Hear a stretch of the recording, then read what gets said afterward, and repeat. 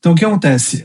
Na nossa mão, eu trouxe até um colega aqui, o nosso modelo dos ossos da mão.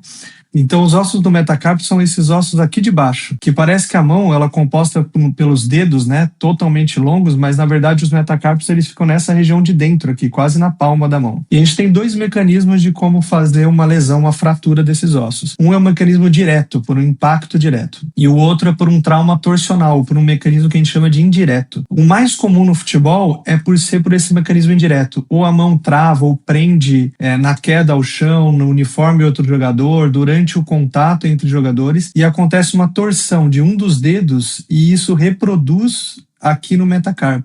O mais comum nesse mecanismo torsional é ser uma fratura oblíqua, então o osso quebra parecido, entre aspas, como um bambu. Ele fratura nessa região, mas tem várias porções do metacarpo que também podem estar fraturadas. Então cada uma dessas lesões tem um tratamento específico, um tempo de recuperação, e as informações que a gente recebeu é que ele vai passar por uma cirurgia. O que acontece? É muito diferente cada tipo de lesão. Então, sem ter uma formação específica, eu posso estimar e a gente dar uma previsão de como funciona. A maioria das fraturas, o mais frequente, é fraturar nessa região do meio, que a gente chama de diáfise.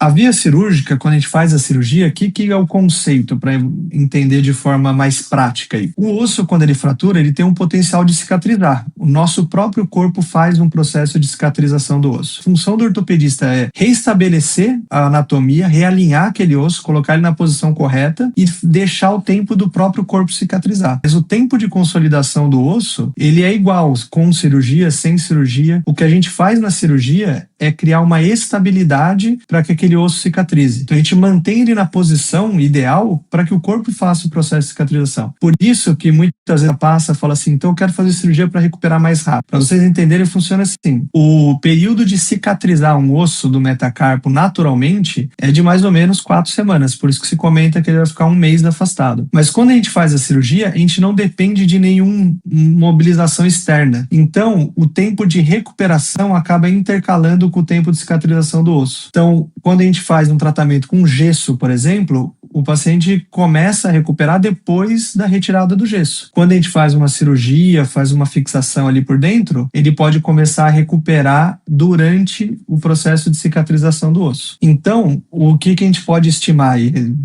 respondendo as perguntas, as suposições? O processo de cicatrização do metacarpo é em torno de 4 semanas. A gente fala em 2 tipos de cicatrização. A cicatrização clínica, então quando o paciente consegue fazer os movimentos, ele tolera os movimentos, e a cicatrização radiográfica, quando a gente olha lá e o osso já calcificou e formou um osso novo. Então, para a cicatrização clínica, para ele permitir alguns movimentos, em torno de 4 semanas.